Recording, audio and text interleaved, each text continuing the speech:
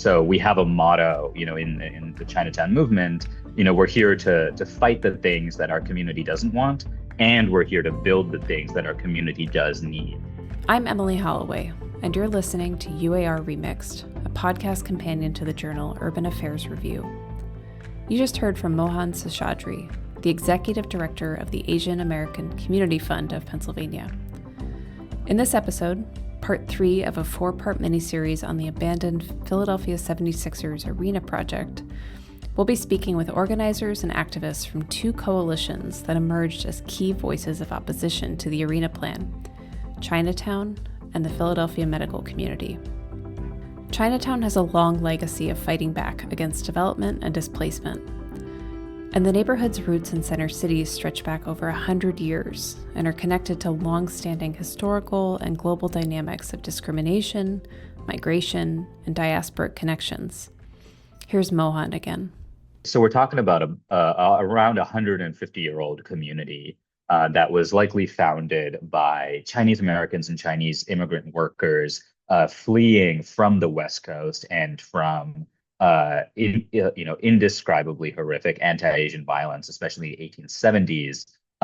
In the lead up to and follow up from the Chinese Exclusion Act, there were lynch mobs, there were lynchings, there was this racial pogrom all across the West Coast, and so you start to see Chinese immigrants, migrants, and Chinese Americans moving east in search of safety. And around that time is when Philadelphia's Chinatown first kicked off. At its origins, it could have been called very much Skid Row. It was an area that the city of Philadelphia writ large was not invested in, was not taken care of, was not building in. Our community was very much de facto, if not de jure, redlined into that area. And over the course of the next 150 years, very much built it up to the vibrant kind of 24/7 economic and cultural corridor that you see today.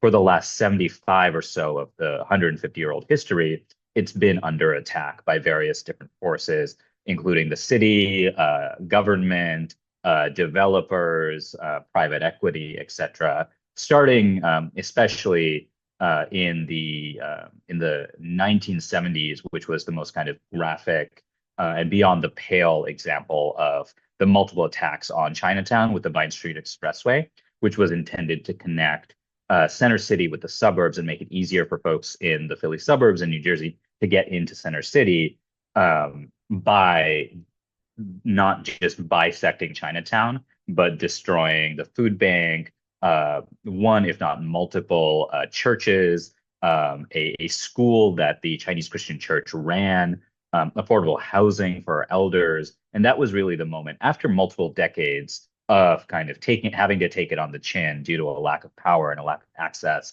in terms of the chipping away and chipping away at the borders of Chinatown. That Vine Street Expressway is when you first start to see the Asian American community here in Philly and the Chinatown community here in Philly start to fight back and say, this is not acceptable. You can't just bulldoze our community to make it easier for others. You can't take away these necessary and vital services like affordable housing, faith spaces, educational and school spaces, things like that. I also spoke with Vivian Chang, the executive director of Asian Americans United. We are a grassroots organization that's been around for 40 years, doing youth leadership development, everything, civic engagement, equitable development, cultural preservation. So really thinking about how do you build up Asian American communities and, challenge the systems of oppression that keep them down. Vivian, could you talk a little bit about how these kinds of development projects that Chinatown has faced over the last several decades have impacted and shaped the community? There was an evident legacy of activism that spanned multiple generations during this fight against the arena. I just finished reading that book, Ethnic Renewal, by Catherine E. Wilson. So I was like, oh yeah, these histories date back hundreds of years. But yeah, I think I was like, well, we can go back 100 years, go back 50 years.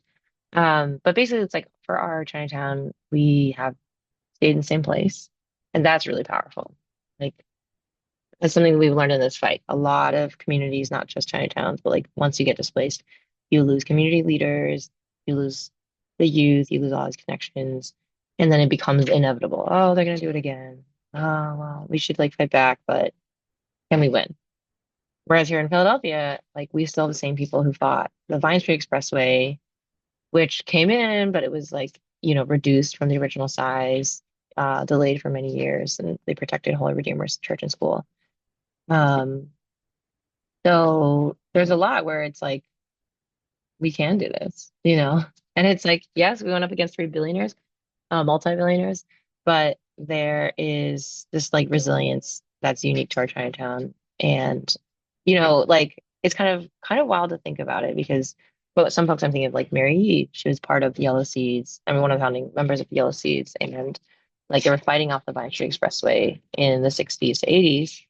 And I was talking to her recently and she was like, yeah, we, took a lot of inspiration from like Black freedom struggles, and that really shaped how they organized.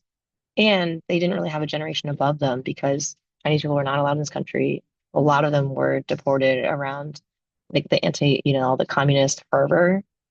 And I was like, that's crazy. Like, no wonder they had to build from scratch because they literally didn't have a generation before that. So that's the history of many Chinatowns of ours, is like people being like literally forcibly removed or blocked in this country over and over. I mean, like start to build things. But our Chinatown was created because people were escaping lynchings in California. So it's like there's so much where it's like shaped by all these like, global kind of patterns, and a lot that's like externally decided. But the amount that like Chinatown can control for itself, like there is a lot of autonomy, or I guess self-determination going on here. The struggle to defeat the Vine Street Expressway, which bisects Chinatown and was part of a major urban renewal initiative in the city, was just one of the multiple incursions Chinatown has faced in recent history. It was a multi-year fight that, while it was unsuccessful in overall defeating the Vine Street Expressway, it was successful in pushing the Vine Street Expressway underground, which, while it has resulted in this just very intense kind of road crossing experience, if you've ever been to Vine Street, especially in a situation where you have elders and kids living on one side, and then the services they need to access, like food pantries, like churches, and like schools and community centers on the other side of this incredibly busy street in which people are driving 60, 70, 80 miles an hour. It at least did not take out those vital community centers and cultural and social homes that it was going to. Since then, the Chinatown community has successfully defended Chinatown from the Phillies Stadium in the early 2000s, from 2 casinos, from multiple other attempts, a federal prison. It has also been unsuccessful in multiple ways. For example, the expansion of the Philadelphia Convention Center displaced 200 Chinese-speaking, non-English-speaking elders who were promised resettlement in alternate forms of housing, and that those promises were not kept. And it was the Chinatown community that then had to find alternate housing for these elders after they were displaced by the convention center expansion, which proceeded to completely not follow through on the economic development that the PR specialists and the design specialists had said that this convention center was going to bring, not just to the area, but to Philadelphia at large. So it's this history of promises being made to our community, those promises not being kept, and this kind of, again, this death by 1,000 cuts of encroaching in on what over the last 100 years has become a place of sanctuary and safety and safe haven, as well as cultural expression, religious expression, education, necessary services like grocery stores and restaurants where our communities can get food and ingredients that they would not otherwise be able to get. Would move the casino from off the South Philadelphia Delaware River waterfront to the gallery at Market East Shopping Center. Sold us out and pushed through a backroom deal to bring Pennsylvania 60,000 slot machines. More slot machines. I am very hopeful that City Council will pass the legislation that is in front of them. The expansion of the Pennsylvania Convention Center, you've heard me talk about it. To invest, and we're going to continue to grow, and we're going to continue to support this great industry, which gives a livelihood to people and a life to this great city. We've reviewed some of these major developments in the previous episodes, like the Phillies Stadium and various casino proposals. The Philadelphia Convention Center is another major piece of this geography. The convention center is massive, occupying 4 city blocks between Market Street to the south and Arch Street to the north. It opened in 1993 and was later expanded in 2006. But it's like literally what people say is like every 5 or 10 years, there's a project that's coming for Chinatown. So I think something we'd love to make happen is just like no more. Everyone feels it was like a sword dangling over the head of Chinatown for so long. And it's important to name that while it's called Chinatown, and while the face of Chinatown, even to this day, is very much still predominantly Chinese, it has served as that place of shelter and a place to kind of get your feet out, under you for successive waves of Asian American immigration, migration, and refugee resettlement over the last a number of decades in Philly. For example, when Southeast Asian refugees were dropped in Philly after the American War in Vietnam, it was very much without any sort of resettlement support. And so it was the Chinatown community, the Chinatown nonprofits, the Chinatown businesses and grocery stores that very much provided that first landing pad for this refugee community that has gone on to really establish itself in very beautiful ways on Washington Avenue and in South Philly writ large.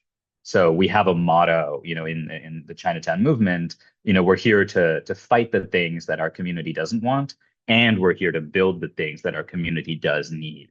So, for example, in the shadow of where the Philly Stadium was going to be, it was going to wipe out a whole section of Chinatown.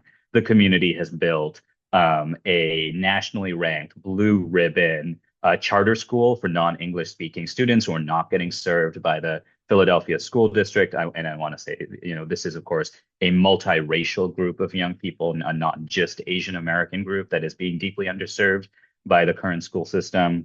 It has built a nationally ranked and known Asian American Arts Center called AAI, the Asian Arts Initiative.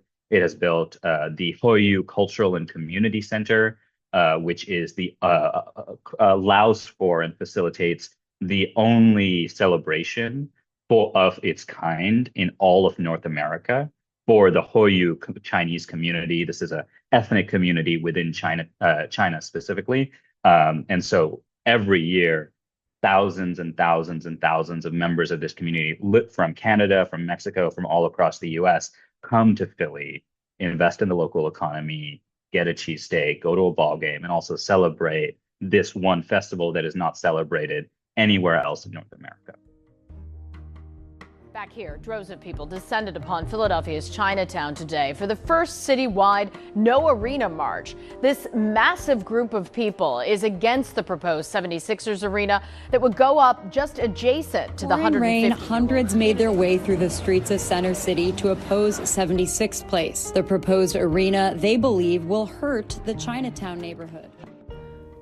The public response to the Sixers arena proposal was swift.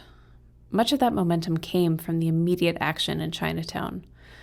The community leveraged their experiences in organizing and activism to build new coalitions with other movements in the city and spread the word about the project's impact to the Philadelphia region, galvanizing a growing base of support and solidarity against the arena. I think some of that is because, since the last fight, which was like Casino Free Philly, it's like we had the Great Recession and like that got really, really tense. And then like Occupy Wall Street and a lot of ways where like the huge divides in the United States are like being exposed more. So people are kind of like more open or thinking about this issue with billionaires. And then also, I was like, I think investing in like communicating, whether it's like on social media, whether it's like word of mouth, there's a lot where it's like, I think traditional campaigns are like, okay, top down, or we do these things, but we really threw everything at the wall. And then it's like a lot of it stuck. So like normally you wouldn't think about having Instagram accounts that are like, no Arena Sixers fans, or just like really snarky, but like that's what resonates with people. So there was a lot where it was just like keeping the momentum going and like talking to media over and over and like having a variety of events. Because like a lot of times the press, traditional press is like, oh, we've seen it before, we don't have to cover it again, even though it's actually not the same thing. And also there is a story here. So it's like, okay, how do you make something that is still related to your message and related to your issue, but is like unique enough? And one of the reasons we observed that support for our community and our movement was so incredibly widespread, you may have seen the poll that we worked with Mayor Parker's pollster to conduct that said 70% of all of Philadelphia voters were on our side and opposed the arena. And the more people were educated about the realities of the arena, the more people moved to oppose the arena. And that wasn't just in South Philly, that wasn't just in Chinatown, that was all across the city and with majorities in, if I remember correctly, pretty much every councilmanic district. There were things that we uncovered in terms of people's perception of our community throughout the entire process. One was this kind of misnomer that, oh, tourism would actually be good for Chinatown, that more people walking in the area automatically meant more people shopping at the businesses, investing in the local economy, going to the restaurants. And what we've seen, for example, is whenever there's a flower show, for example, business in Chinatown drops. That actually it's regulars, especially from our communities, but not just from our communities, from all across the area, that sustain Chinatown.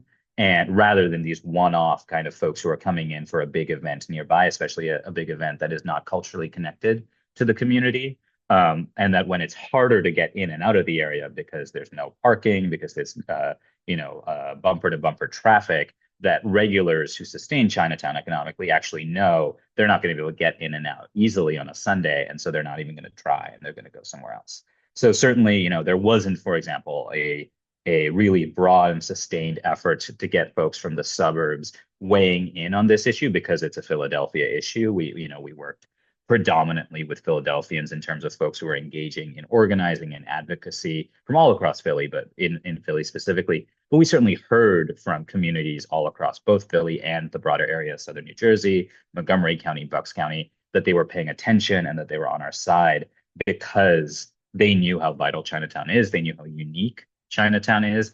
And they've spent their lives, with this kind of homegrown knowledge that this failed model of big box development automatically revitalizing the area, they saw with the convention center, they saw with other, kind of buildings that just isn't true for what is fundamentally still a working class immigrant community of color. And in fact, the last community of color that is at all working class left in Center City.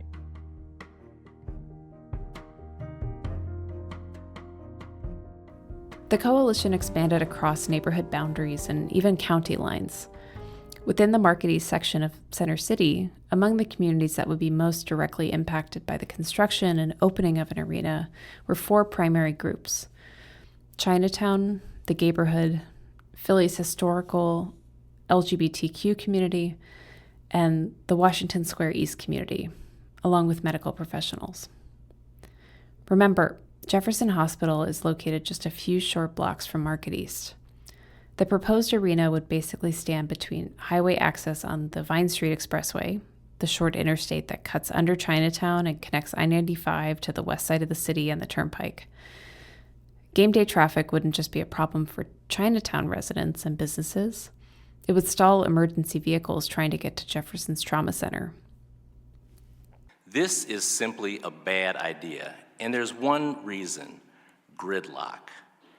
That's Dr. Bill King, testifying to the Philadelphia City Council during a hearing on the arena plan. I'm Dr. Bill King. I'm a longtime pediatrician, 30 years plus now in Philadelphia. Working, was a resident at Children's Hospital, was a long time Philadelphia, Delaware County resident, and have been working for the past 20 years in one of the last of the Black private practice, pediatric practices, PAMCOP, but had worked at Temple as a faculty member early in my career, and before that with public as a public health physician. So have been just very involved with just as a general pediatrician. I'm on the board of the Philadelphia County Medical Society now. The past few years have been involved with them, and am the vice president of the National Medical Association chapter, which is the Black Doctors Association, Black Doctors Philadelphia. So I do a lot of stuff all around town with families and organized medicine.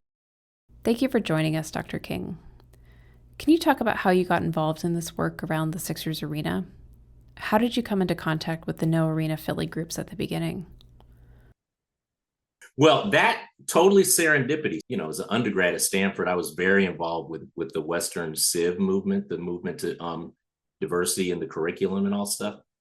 So it was a deeply involved activist back then. But really, as a clinician, as a pediatrician, I've been focused on just working in the community with families, with children. So totally not interested in activism, and really have stayed away from politics and all of that. So I was just at a county medical society board meeting, and that was the night that Mayor Parker was having the town hall where she was at the convention center. And as I was when I rarely go to Center City, horrible traffic, so as this is relevant later. And as I was walking to just to go to my car, which is usually near Chinatown, it's just an easy way to park. I saw this line around the convention center. I was like, oh, wow, what's going on? I mean, is it like a Pokemon convention, or is it a car show? City Hall, we're going to build an arena right here next to Chinatown for the Sixers. And I was like, that can't be right. That's a horrible idea. I know Chinatown's not cool with that. And so it ends up there was actually some members of the Chinese Christian church, which is like 10th and on the edge of Chinatown, and some members of Folk Arts Charter School. They were just in line. And they said, I still had my coat on because I was coming back from this meeting. And they said, are you a doctor? And I said, yeah. And they said, well, can you help us? And I was like, what do you mean? It's like, well, no, I mean, we have to. They said that the Black community wants this arena to be built. And I was like, no, I'm part of the Black community. And they said, and I said, well, who is that? And they said, Philadelphia Black clergy. And so I'm a deacon in one of the West Philly Baptist Church, White Baptist Church, and I said, well, no, I know the Metropolitan Council of Churches, which is another ecumenical, broad association of churches. I'm pretty sure they're not going up to say that. So why is that? That's how I got pulled in. And so at that big event, Vivian Chang was there, and Mohan. They were all there, and they said, "Oh, we're organizing. Would you be interested in helping? Lending your voice?" And I was like, "I guess so." So that's how it all started. You offered some really powerful and straightforward testimony to City Council during the community hearings about your concerns. So the problem is, you have this situation where Jefferson is the only level 1 trauma center city. The next trauma centers are Penn Presbyterian, that's the Schuylkill, and then you have to cut into West Philly. That's another 5 minutes.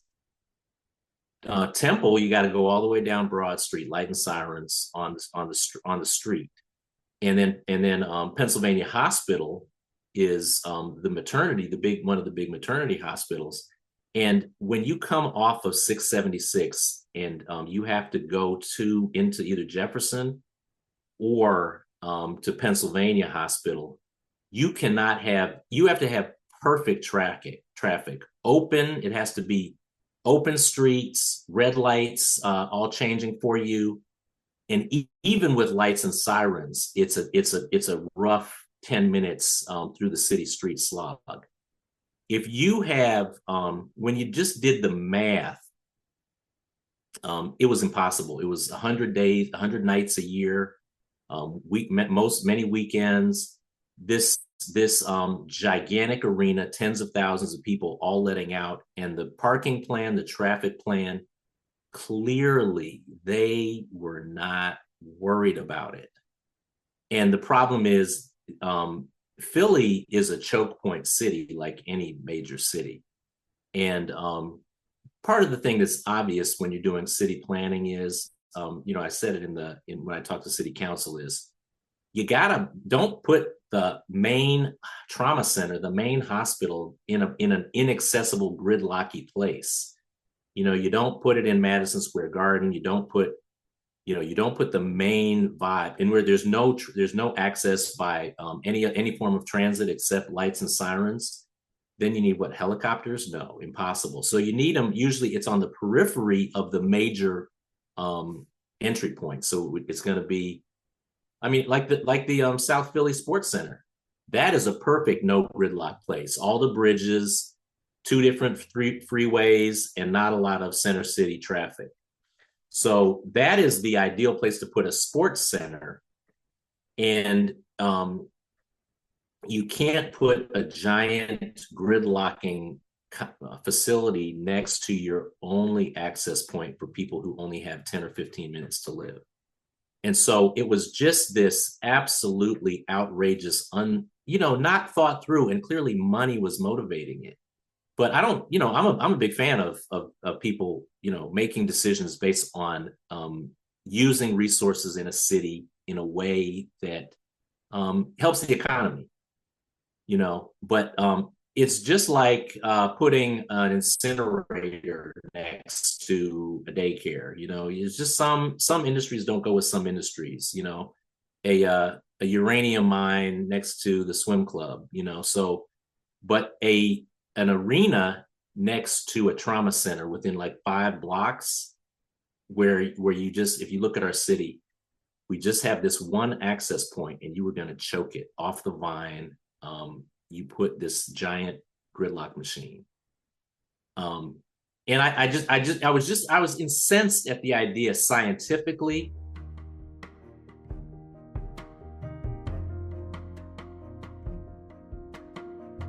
I also spoke with Dr. Walter Tsu, president of the Philadelphia Medical Society and the former health commissioner of Philadelphia and former president of the American Public Health Association.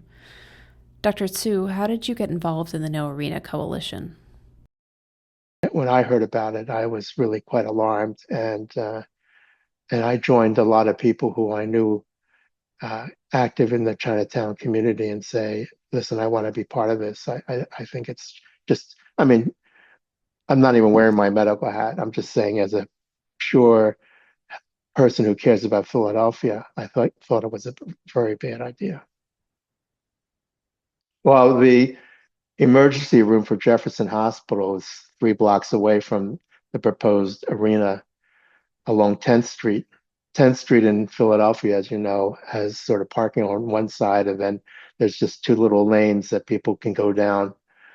So yeah, you can imagine that 5,000 cars are coming to a Sixers game, circling around, trying to find parking, and some emergency happens, and all of a sudden people are trying to wend their way down 10th Street to the Jefferson ER, which should be a 5-minute trip on an ER, would probably take half an hour or more. And it was just really an unnecessary disaster waiting to happen if they were to put this arena there. You got the feeling that the Sixers leadership, they basically thought, it'd be great. I did have a Center City arena, not thinking really through the potential consequences of what such arena would do to traffic, to gridlock in the area, to the really lack of parking available.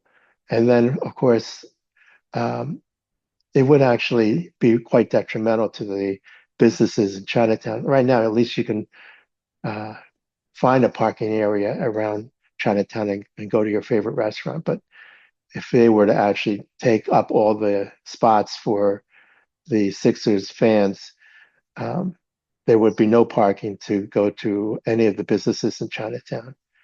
And they would be basically closed down on game night, which basically would kill them for the entire winter.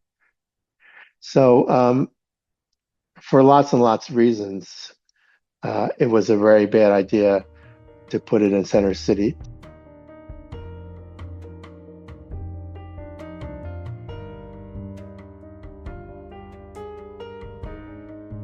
We established at the beginning of this series that the arena proposal was withdrawn in January 2025. not too long after City Council approved and announced the plan to the public.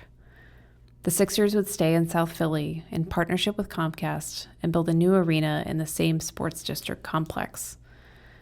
There's been speculation and rumors about the dynamics of this deal since it was canceled. Maybe the Sixers never wanted a downtown arena. Maybe it was all to get leverage with Comcast. But maybe they decided it wouldn't be worth the trouble. The coalition that emerged in opposition to the arena drew on such a diverse and geographically widespread population and successfully stayed in the news throughout the entire process. Here's Dr. Randall Drain, another physician who was involved in the coalition. I think the whole process has seemed very interesting to me, how we were able to bring together so many diverse groups of people around a people-oriented issue, because I think it was a very diverse coalition, even though what they were proposing was going to impact largely Chinatown. But, a lot of other people got involved because of the unfairness of it and the lack of justice that was considered that would change that area. So I guess my shout outs would be to the healthcare group, because I thought it was just very courageous for some of the nurses to come forward, and people that are actually working in some of these institutions, because I know there was probably some pushback from their employers in terms of getting involved. And that's why we had a difficult time actually finding physicians that would actually come out publicly against it, because, a lot of physicians now are, affiliated with some of the larger universities like Jefferson and Penn, and they didn't want that sort of direct exposure. I asked Vivian Chang to reflect on the No Arena struggle and what lessons she and other organizers and activists took away from this fight. Yeah, part of it, the beauty of this fight, it sucks that it had to happen. It was so long, but we just say, like, if it had to happen this way, I'm glad it brought together Chinatown, other cities, like so many people are watching this fight. So we've already talked to folks in like Los Angeles and like folks in DC about their struggles to protect like Little Tokyo or to protect, Chinatowns. So it's been really powerful. And then we've received so much wisdom, like folks in Canada, and even like within Philadelphia, like our struggle was like tied with the UC townhomes from the very beginning. And so like when those buildings got raised, it's like, folks are out there. And when the city was about to not fulfill its legal requirement to like provide, I forget, like $14 million, all the same people were like, this is messed up. This is like, illegal and wrong. So there's a lot where I think folks have told us, hey, like this is giving inspiration. Like, there's a lot that's really dark in this time, really bleak. So anytime that a community can win, that's powerful. And especially something that's felt so inevitable. I think it's really interesting, like, what does a random Philadelphian say? Like, there were a lot of people who said, like, this is not going to happen. It's so dumb. Or this is definitely going to happen. And there's no reason for the community to fight it. If they had, people weren't involved, that's what they said. So now it's really breaking that inevitability, because there's so many things we take for granted, especially in Philly. It's like, yep, it's going to be gentrified and that's just the way it is. Like, people have no rights, workers have no protections, like all of that feels very like inevitable to people. So the more that we can like challenge that and show that there's another way, the more that we hopefully start to like have people tap into their power. And there was like a lot of people came out for the first time, like testified for the first time, which I am like, that's high up on the ladder of actions you can take. And even like go to City Hall, So I think there's a lot where like those places have not felt like, places of contact, like that you can contest for power for a long time. So I'm hopeful, and we're hopeful, like we can keep activating people and doing a lot of that work. But I think what is happening now, what lies ahead of us, is going to be really, really tough. And Mohan Seshadri. And we saw at the end of the day the degree to which one community, especially one immigrant working class community in and of itself, doesn't necessarily have the power to beat back this combination of forces that were arrayed against us, especially just the power of private equity and developers in the city, and that we really needed to unite across neighborhoods, across faith communities, across ethnic and racial communities, across geography, and really talk not just about what's happening in Chinatown, but also, for example, what the organizers at Philly Thrive are dealing with in Grace Ferry, what folks in Cobb's Creek are dealing with how much private equity has bought up, the lion's share of Cobb's Creek in terms of what's available, what happened and is happening with Temple and the Stadium Stompers. It was important to kind of tie that all together into and really, show to all of Philadelphia that this thing that's happening with Chinatown, it's not unique, it's not special, but it is an opportunity to draw the line in the sand and say enough is enough. And that there is just so much more work to do, united with other neighborhoods of Philly, because right now we have a city council that ultimately did vote in favor of the arena, and then was immediately kind of shown in a really graphic and glaring way why they should not have been so ready to greenlight that thing so quickly in the face of all of the testimony, all of the data, all of the evidence that this was a bad deal for Philly. But we're hopeful that, lessons have been learned, and there are obviously, unfortunately, far too many other opportunities and examples coming up of issues across Philly in which working class communities and neighborhoods are going to be pitted against the power of billionaire developers in the city. Our elected officials are going to have a lot of opportunities over the next couple of years to show how much they've learned from this arena debacle, and really, try something new and try standing with working people and families here in Philly. Because again, this was a really graphic and glaring example of what's wrong and how politics is done in Philly, but it is by far not the only example going down in Philly right now of reasons why unaccountable developer and private equity power that is running roughshod over just the landscape of Philly and gentrifying and displacing whole communities, why that needs to be stopped. We know that this is a bad idea because it will displace the residents of Chinatown. They will be displaced. I love Chinatown. We love Chinatown. Families everywhere. Yeah, today we are a little different just because we're bringing together all the voices of the people who have been signing this petition, who have been writing these postcards to send a message to City Hall that Philadelphians say no arena to the heart of our city. On the next and final episode of this 4-part series, we're looking at the future of this small but significant corridor on Market East. What would a just and sustainable revitalization look like? What are stakeholders hoping to build? That, I think, is the most important thing for me in terms of a vision moving forward, that this can be an area that we do revitalize in a way that supports the neighborhoods north and south of it, in addition to attracting folks from all across the city, but that answer is not found in a group of people whose orientation towards it is purely profit driven at the expense of everything else, but is instead found in conversation and compromise between folks who have that profit motive and people and communities that are just trying to survive and thrive in areas where they and their families have lived for over 100 years. You've been listening to UAR Remixed, a podcast by the journal Urban Affairs Review.